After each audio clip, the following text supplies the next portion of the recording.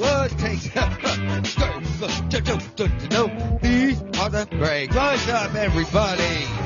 Man, how's everybody doing? It's a wonderful morning up in here. Welcome, it's to No Avail Mystery Podcast. I'm your host, Joey to No Avail Shaddy, my friends. Joining us is, of course, the best, the dog. Woo! What's up, everybody? It's a party up in here. What's up, guys? So check this out, mother. Beep. Okay, so we be kicking it like always. If you weren't here, then I gotta say, man, it ain't no fun for you. I am such a good singer. If you didn't know, then you had to get there. Yeah.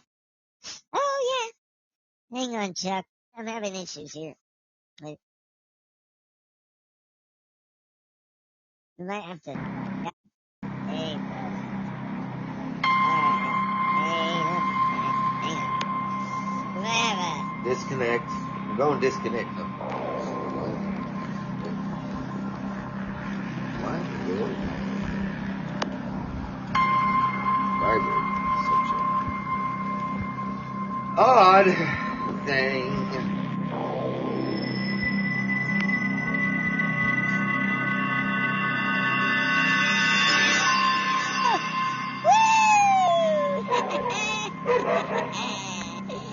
Alright, my mugger, what you gonna do? Well, my friend,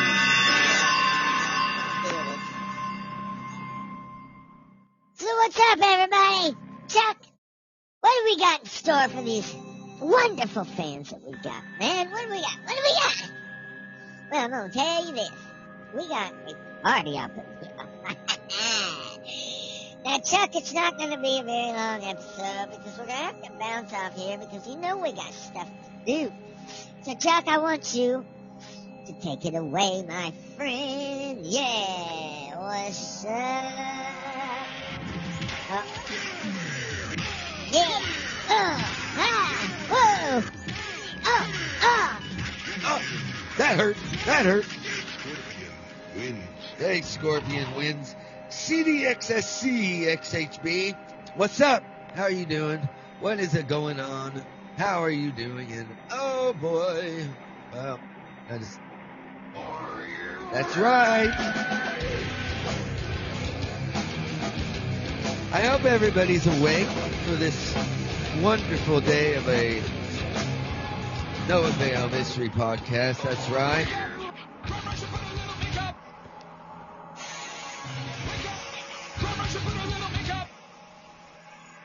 Well, and it's time, my friends. It's up in the house. I gotta get.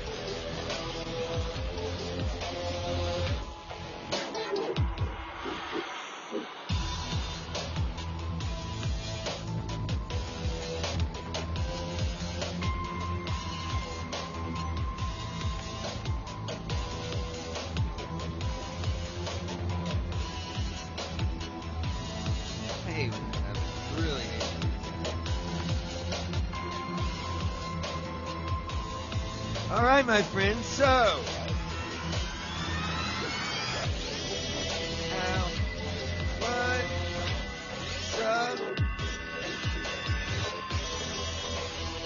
all right, my friends, so we start this off today. Well, has anyone heard about this one? Italian basketball star claims to be 10-foot alien filmed on Brazil cliff. Now, this I've heard about. Pretty cool story. It's a pretty cool story. It's the mystery of the aliens on a cliff in Brazil appears to be solved. What's up? Eyewitness Sarah Dalit was hiking with family members when they came across a pair of mysterious figures standing on the Brazilian island of Ilha do Mel.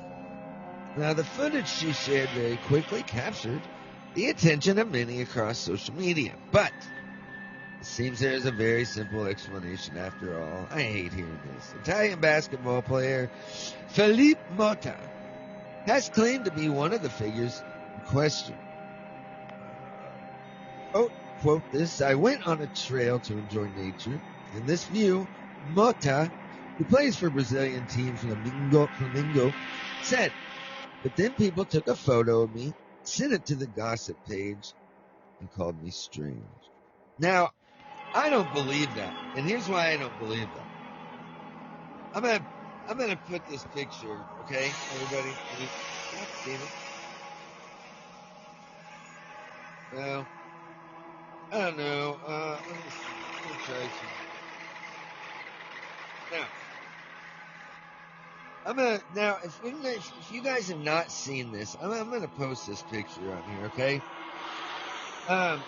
This does not look like a fucking human. Now, the picture, there is a video, right? Okay? Done. No. Let's get this up here. Now, look at this, okay? That is not, I'm sorry, a human. And the way it moves, it just, I don't know why this came out in the story, but hey, that's the local news. That's what's going on here, man. You know? That's right, Lincoln. God damn it. That's right, my friend.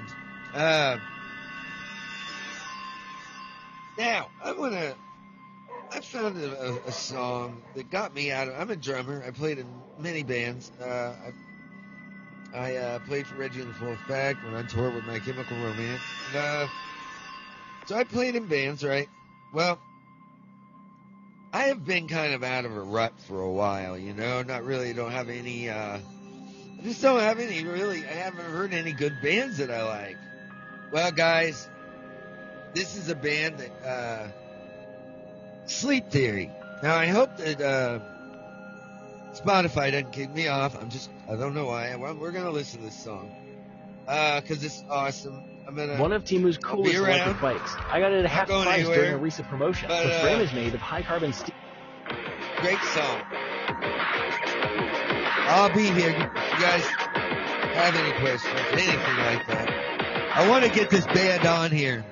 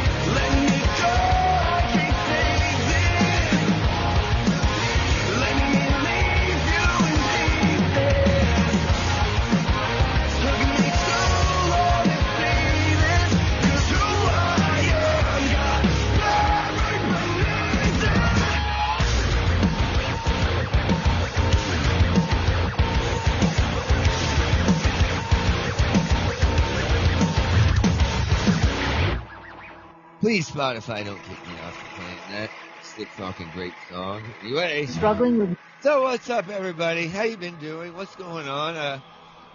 I've been working a lot. I got a great job. And it's, I'm really happy, man, with everything right now. But I want to keep my podcast going.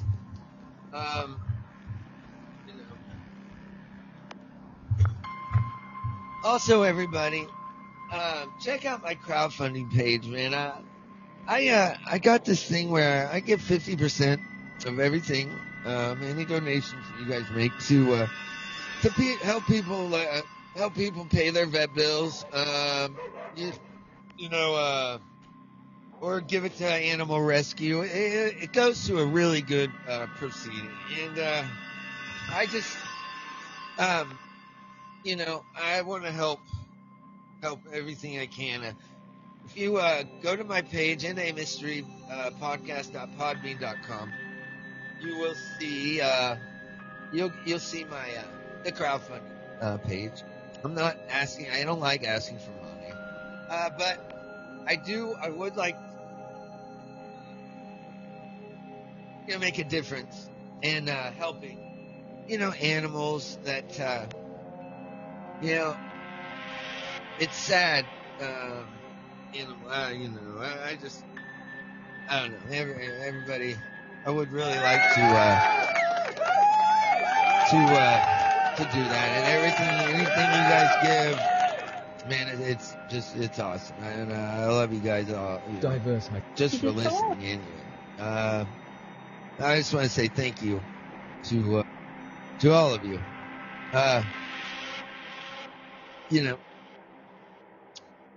As you guys know me,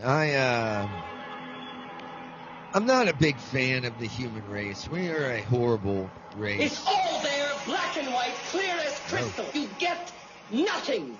You lose. Good day, sir.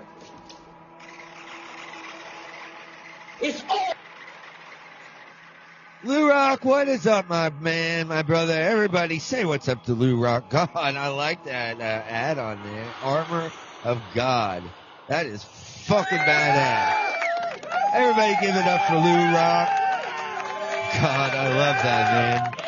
Man, how you been doing, my brother? Everybody give it up for Lou Rock. He is a great motherfucker with a great, great podcast, everybody. Check it out if you have not. It's pretty badass, man. And he's a great, great dude. Everybody, give it up. I haven't done a podcast. It's been a minute. I got this job, like I said, and I've really fucking enjoyed it. I've loved my job, man. I do, man. So I'm really, I kind of can't believe that someone came out with that story about, some tall basketball player. I posted a picture. If you haven't seen that, check it out. I don't buy it, but that was anyway. So other news in the world of mysteries of stuff.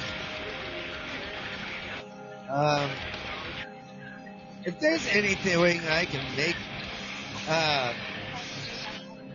If there's anything that I can make this podcast better for you guys, let me know.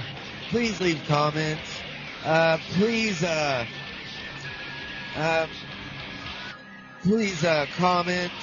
Please hit like. Unless you don't like it, then But I'm trying to make a podcast. This is your podcast as much as it is mine.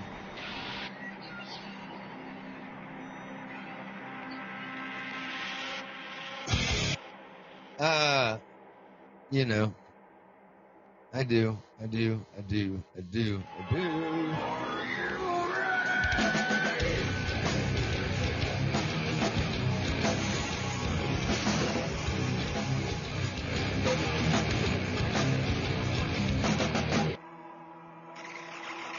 you see, evil will always triumph, because good is dumb. Well, you know. Well, here's a news story. I don't know if it's new, but the mystery of Nevada's ancient reptilian boneyard. Check this out. A whale-sized Shonisaurus dominated the ocean 230 million years ago, right? Well, a fossil cluster offers a fascinating glimpse at how they lived, based on where they lived. If you buy something using links in our stores, we may earn a commission, but I don't. So Berlin, Nevada, it's a treasure chest for paleontologists, to say the least. Just down the road from, just down the road from now abandoned gold and silver mines, a rock-bound collection of bones hints an even richer past. The Berlin, I have fun to say this right. Ichthyosaur. Ichthyosaur. Okay. State Park is teeming with dozens of fossils of ancient marine reptiles. Yes, that's right. Reptiles. Well, hey, listen. I forget. Not everybody is as perfect as me, but my English, it's just, I mean, I think you guys can agree that it's perfect. I thank you. Hey, Lincoln. Screw you. That was not all right, fair enough. All right, well, if I can find where I was, there it was. Berlin, Ichthyosaur in eastern Nevada, has really escaped explanation for a really long time. In one particular quarry, at least 7 individuals from the genus Shinosaurus, not Shitosaurus, not to get confused with, a bloated, bus-sized dolphin with 4 limb-like flippers lay essentially stacked atop one another. Previous hypotheses largely focused on physical or environmental reasons for the cluster of fossils. One suggested that the animals had gotten stranded in shallow water and died as a group some 230 million years ago. Or maybe a volcanic eruption did them in. Boy, there's a lot of stuff going on too that I'll bring up. Sorry, I won't go off. Pyenson had another hunch. One that his team tested using 3D visualizations of the site, as well as fossils and other clues in the geological record. Writing in the journal Current Biology, today Pyenson's, if I'm saying this right, team presents evidence that the Shinosaurs came there to reproduce. The team concludes that the animals migrated long distance to give birth. Like some whales do today, the discovery not only represents an example of convergent evolution, in which same trail independently evolve in different species, but also the oldest example of migration in groups to a designated calving ground. I don't know. I hope you guys dig this stuff. I do. That doesn't mean that you guys do. I hope that I don't bore you too much with my podcast. Lou Rock God, how you been doing, man? You been doing okay? I don't know if maybe you had to go. Anyway, oh shit. Wait, how did I? Wait, pause. Hang on, this is not. Oh, yeah, no. Okay.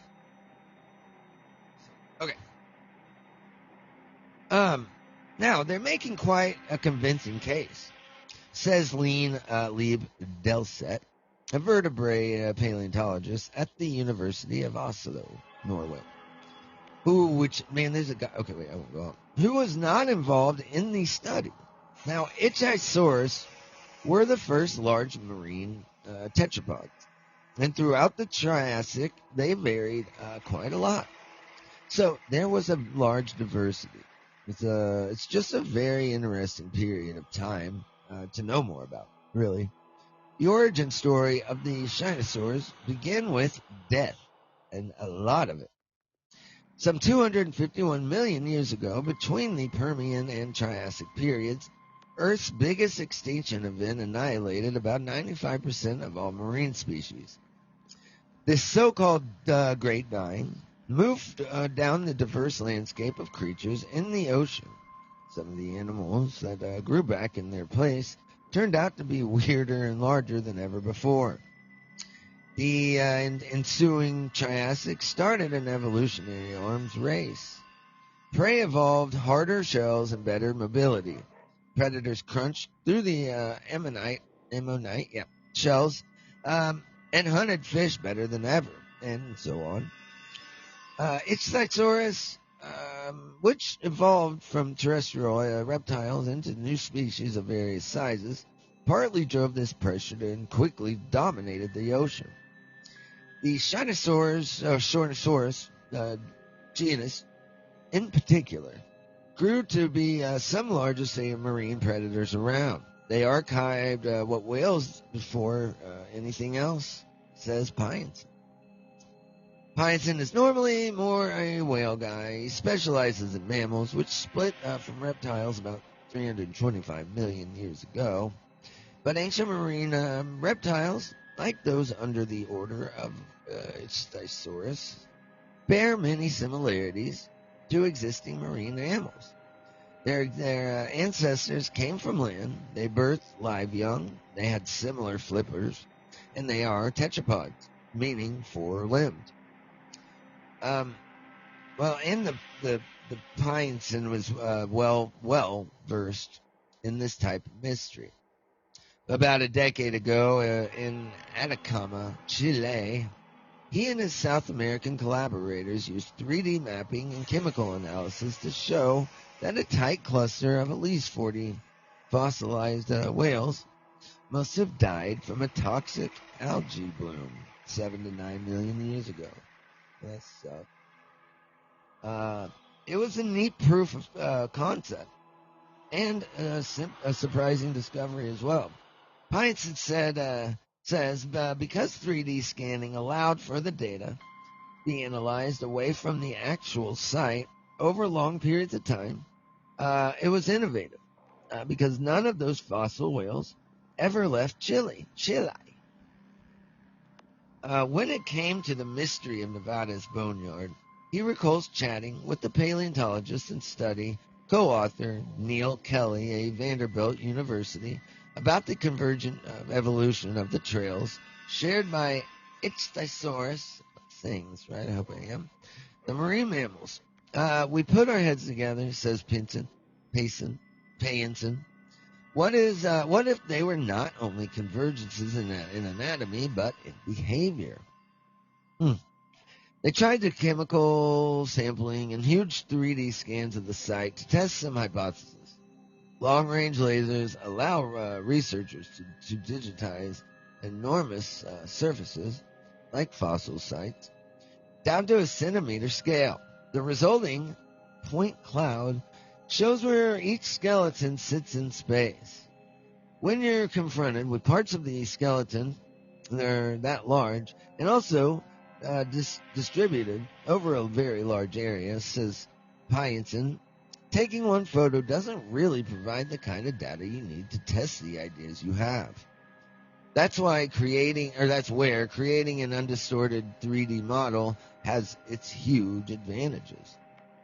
First, based on geological evidence from the site, they ruled out one of the previous theories, mass stranding. The mudstone and carbonate sediment around the specimens indicates that the site had been deep underwater. The team also mixed the lethal eruption theory. They found no telltale signal, like elevated levels of mercury in the rock.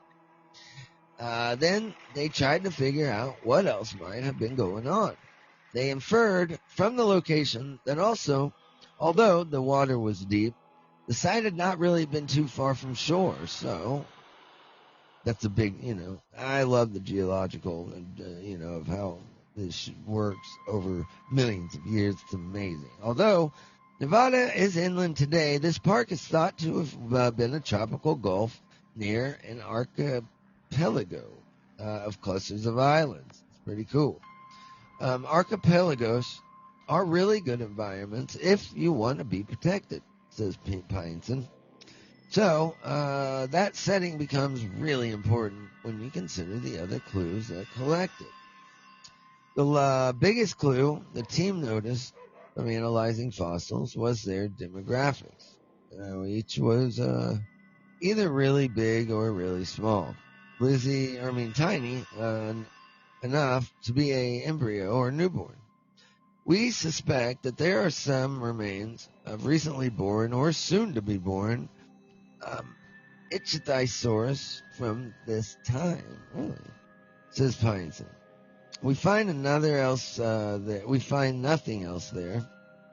The lack of adolescence signals that this was a group nursery or calving ground, and given the preponderance of bones, they believe these animals continued coming here for hundreds of thousands of years. Well, that's pretty badass. I mean, I think it's it's interesting. It's cool. So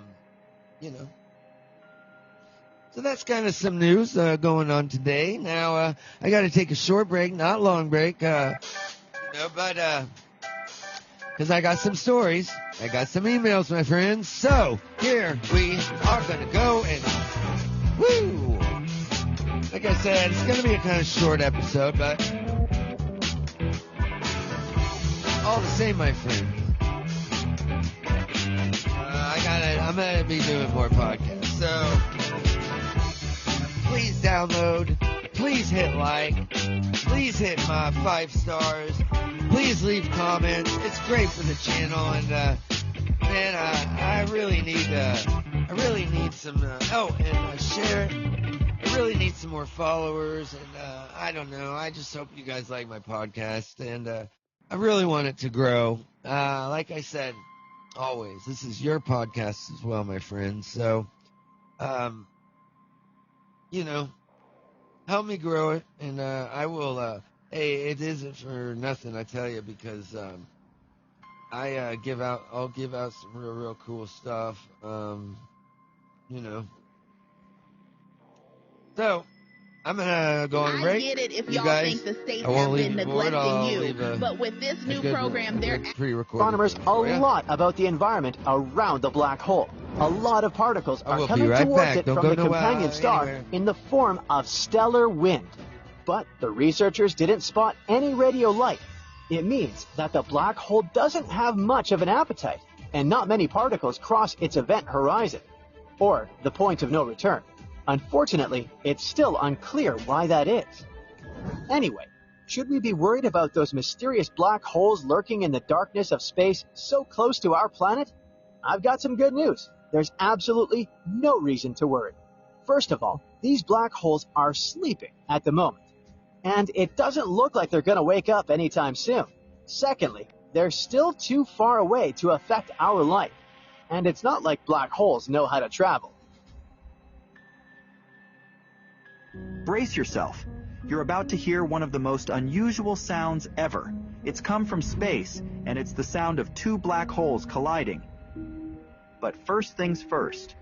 Our ears are designed in a special way, which helps us translate sound waves. But these sound waves become mute once the medium they're traveling through comes to an end. It happens when, for example, the atmosphere of Earth gives way to the vastness and emptiness of the cosmos. At the same time, there are some sound waves that can move even through a vacuum. And we can translate these vacuum-friendly waves into sounds our human ears can hear. That's kind of like radio transmissions work. Over the past few decades, people have sent quite many satellites to the far reaches of the solar system, and even beyond. These spacecraft are equipped with sensors designed to hear such things as radio and plasma waves, flowing freely through interplanetary space. These instruments are crucial for research and communication reasons. An additional bonus is that now we can finally hear different kinds of space waves as audible sounds. The results are often ear-splitting sounds, and sometimes audios are downright scary. Usually, when 2 black holes collide, they don't produce a sound. And still, thanks to modern technologies, we can now listen to this terrifying cosmic event.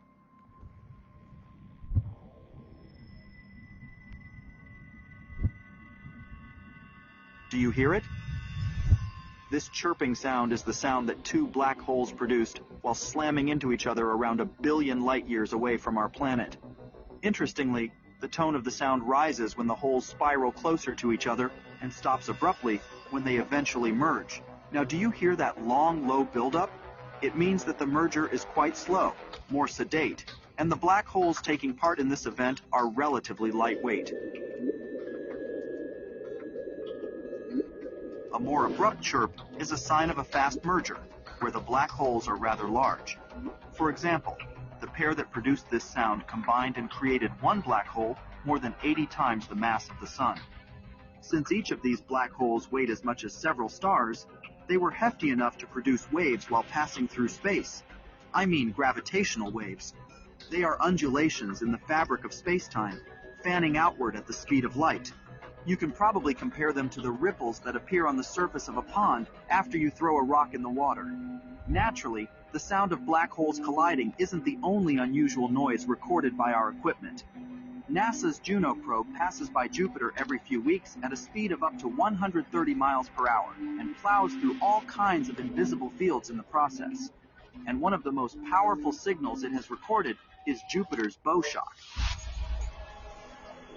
That's the point where the planet's magnetic field pushes against the incoming wind of solar particles. The sound produced during this standoff sounds similar to a sonic boom. Or this sound. It was produced by the Stardust space probe when it was passing through the dust left by Comet Tempel 1. In the process, debris hit the body of the spacecraft. It sounded as if some creature was rapping at the window or hurrying across a hard floor. I think they were. Let's have a look at NASA's nuclear-powered Cassini spaceship. It spent 13 years exploring gas giant Saturn. What's up? All right, guys. Habitable moon. Sorry, cut that off. I got some emails. I got some stories for woo! Party up in here.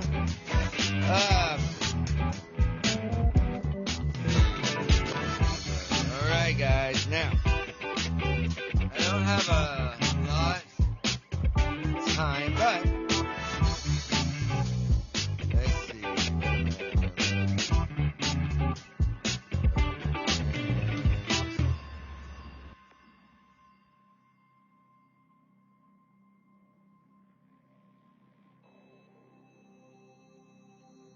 I don't.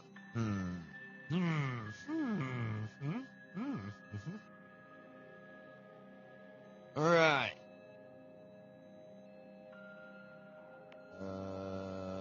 If I didn't get trying to find. All right. To go.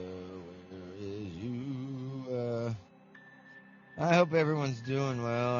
I've kind of missed doing my podcast, but I don't know. I just hope everybody I likes my podcast. And all right, man. This one is yeah, okay. PRTSN.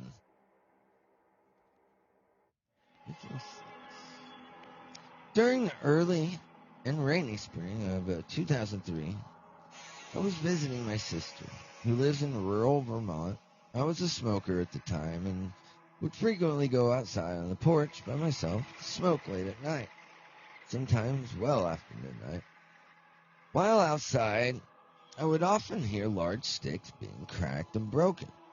I didn't even really think that much of it, as I'm a seasoned camper and outdoorsman. Most sounds we hear in the woods can be explained away as just a known animal. Now, let's just say my mind was changed one night.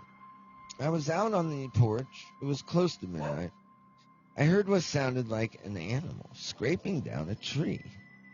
It was distinct, like the bark was being scraped off from the top of a tree all the way down to the ground, where I then heard a thud. I tried looking for the movement, but saw nothing. Obviously, as it was too dark to see a thing, even though there was significant moonlight, and the floodlights were on every time I was out there and were brightly shining in the direction of the woods. On subsequent nights, I took a flashlight and tried to shine it on whatever animals it might be. But that was to no avail, even though everything was brightly lit, I saw nothing at all. I tried this night after night, and the sounds were there every single evening without fail. I could hear them moving closer and closer to me, and the longer I was out there. During the day, I looked for tracks and marks on trees or other evidence, but didn't really turn up a thing. I picked up sticks and broke a few to see what size stick I was hearing. I ascertained that the stick diameter was about an inch. I had my 12-year-old nephew go out in the woods to jump on sticks and see if he could break some of them so I could check the way it sounded from where I was sitting, trying to judge the distance. He jumped on some, but because they were kind of moist, he could only hear the smaller ones. He weighed about 75 to 80 pounds, so this told me whatever it was weighed more than that. I could break the bigger ones by jumping on them, but I weigh 150 pounds. There were no animals in that area that are really large and could break that size stick based on the tests I did. Whatever it was would move in close to me, so I asked my nephew to run around and make similar noises to gauge the distance. In the daylight, when they were here, their closest, they were about 20 or 30 feet from me at best. I know there was more than one of them because I could hear one beside the house, and another one was in the front of the end of the driveway. They moved in very close to where I was, and I could hear them coming from two different directions. They were not visible with the naked eye at all. I tried to take some digital photos, but saw nothing discernible in the pictures we took as well. Another thing that happened while I visited was the feeling I was being watched when inside the house. I wrote it off, just my imagination. There were probably, then there was the issue of the dogs barking and howling every night from their crates in the basement. It was as if they were hearing something. They would start their howling and wouldn't stop unless someone would go down there and make them stop. They also would look out the windows late in the evening and start barking out like crazy behind the house as though something was there. We all thought it was just another animal and wrote it off. My entire time there, I heard and sensed things. Never once saw anything. All I can say is that I'm not losing my mind. Like I said, I'm an experienced camper and outdoorsman. So when something is out of the ordinary, I really take notice. My trip came to an end and I went home, but the story goes a bit further. My sister later divorced and started dating again. Her new boyfriend and I were talking on the phone one evening recently, and the subject turned to the paranormal. I knew he's an avid hunter and familiar with those parts. So I asked him if he had ever heard of anything like this. He said yes. Anyway, I thought he was his sister. All right. He said that a few years back, he and 5 of his friends were out hunting. They had set up camp for the night and made a fire. As they were sitting around after midnight, getting settled for the evening, they started hearing sticks breaking all around them. They didn't see anything and couldn't figure out where it was or where it was coming from. They did shine their flashlights but couldn't see anything. All 5 got spooked and decided to turn in for the night. And when morning came, they decided to move their camp farther up the mountain, closer to where they knew a larger group was set up. They decided not to talk about the event after that day and decided to never go back again. That's how spooked they really got. I was so glad to hear someone else had experienced this type of thing. Now, at least I know I'm not a nut. I know there's others out there who have had similar experiences, so please step up and let's hear your story.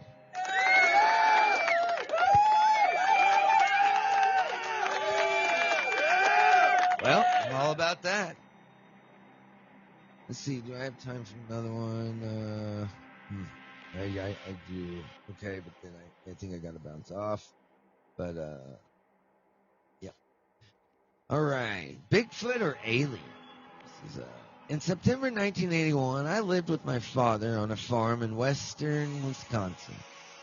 There had been some buzz within the community of an unknown large, hairy creature spotted by deer hunters not far from our farm. This is that story. One evening, my father and I were coming home from the store and noticed what appeared to be 2 hairy creatures collecting squash from the garden. Okay. Each creature was at least 6 feet tall. It was dusk, but there was enough light to clearly see what they were doing. My father immediately cut the headlights and brought the car to a stop. We watched them pick and eat the squash as if they didn't know we were watching them, and picked and ate the squash as if they didn't have a concern in the world. They didn't seem to notice us even though we were about 100 feet from them. Then, after 5 minutes, one of them creatures looked in our direction and stared. Its eyes glowed red from the moonlight. Seeing this filled us with fear. We started the car and sped off to home. As we made the turn into the driveway, a huge, disc-shaped object, about 40 feet in diameter, appeared above us and slowly moved toward the east field, about 200 yards away, and landed. A large sliding door opened, and and a foggy green light glowed from within the craft. After a few seconds, the door closed, and the craft slowly rose and shot off towards the north. We were in shock. I didn't know what to think. After getting over what we'd just seen, it was then we noticed that the creatures were gone. A few days later, our neighbors from down the road came up over for dinner. After we finished eating, my father and Mr. Kane walked outside to talk. An hour later, they left. As I was cleaning up, my father told me Mr. Kane and his sister had witnessed one of the crafts of the same thing. They also witnessed several of the large hairy creatures meandering in the nearby woods. Mr. Kane said that he knew something had been in the woods for several weeks, but never got a good look until the craft arrived. After that night, we never had another encounter, nor did we hear or more sightings by the people in the area. Do you think that these creatures were Bigfoot, aliens, or one of the same? It has always seemed strange to me that a Bigfoot body has never been found, and it is a possibility that Bigfoot is an extraterrestrial being. I'm just kidding. An extraterrestrial being. Now, I agree because I've always said, man, I think that they are kind of hand in hand, you know? And because, well, if you go back and there's a couple episodes I have. Go back and check those out. Everybody, thank you for joining No Avail Mystery Podcast. Lincoln? Hey, guys. Thank you so much for joining. Chuck, we are going to be doing more podcasts. You know this, right? I will be doing a few there. I know you work a lot, but we're doing it, goddammit. All right, guys. You have a wonderful one, Chuck. All right, guys. Hey, thank you so much. Check out http //namysterypodcast.podbean.com for our website. Everybody, have a wonderful day. We will talk to you guys soon. Thank you so much.